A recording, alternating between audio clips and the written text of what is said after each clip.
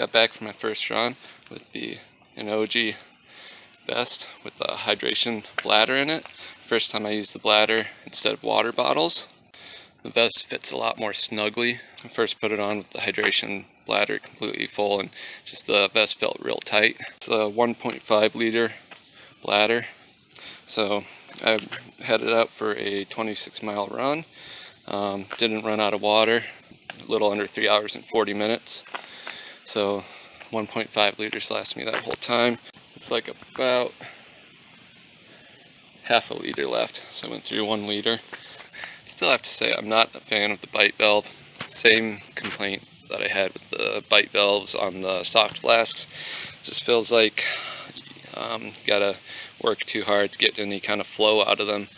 I just feel like every time I go to take a drink with a bite valve, I'm more out of breath after taking the drink than I was before taking the drink. So those are just the initial thoughts for now. I'll do a more in-depth review and get some better pictures and video of the bladder up close inside. 3 weeks later. I'm going to show you a little closer view of the hydration bladder for the Aonijie vest. It's a 1.5 liter bladder. It's got a bit of a different closure than I'm used to. The only other hydration bladder I've ever used is a Camelback, and that just had a screw off. This one has a sliding type. Basically all it does is opening at the top, and then it folds over. So it's got this slider that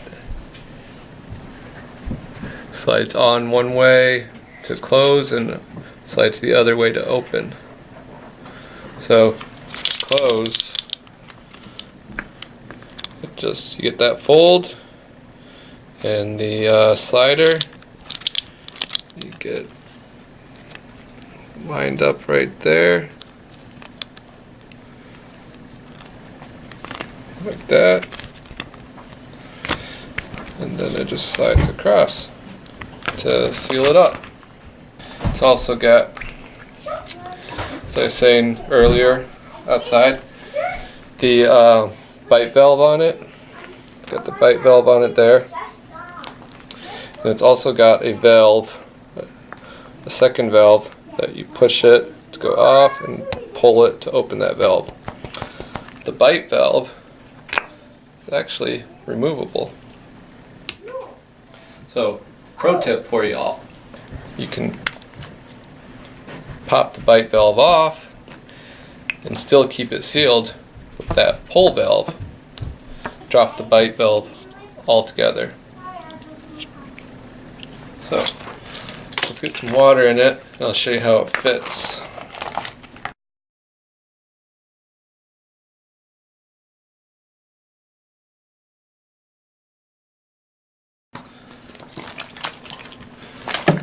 No leaks. Then that just drops into your vest. This is the other reason why I'm not really a huge fan of hydration bladders. Just that it's a little bit more time consuming than water bottles to fill. So it sits in there. It's got this Velcro hook there to hold it in place. Then the tube goes up through the shoulder strap, out the shoulder strap, and throw it on.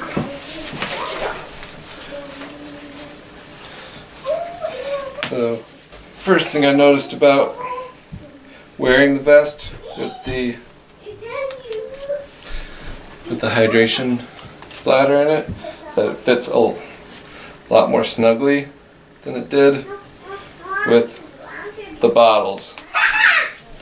So I would suggest, if kind of average size like myself, about 5'8", 160, 165 in there, and you're planning on using the a bladder with this vest, you'd probably want to go with the medium large size, because this one is the small medium. Fits really well for me with the bottles, but it feels a little bit too tight, a little bit too snug with the bladder in the back.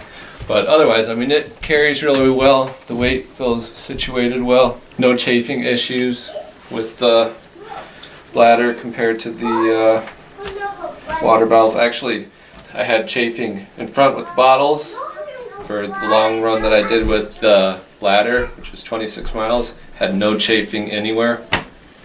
So maybe that's an advantage to the bladder over the bottles. So I think that covers everything with the bladder compared to the bottles with this vest. Just want to show you one more thing before we end this video, and that's the amount of water flow that you get out of this with and without the bite valve. So I just wanted to show everybody a quick demonstration of how much of a difference in the amount of water flow it makes, whether or not the bite valve is on or off. So I'll show you first with the bite valve on, and here's the water flow you get.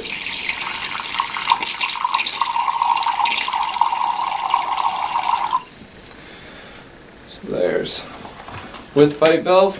We remove the bite valve. Now we'll do the same thing with no bite valve. We'll just open the valve and squeeze.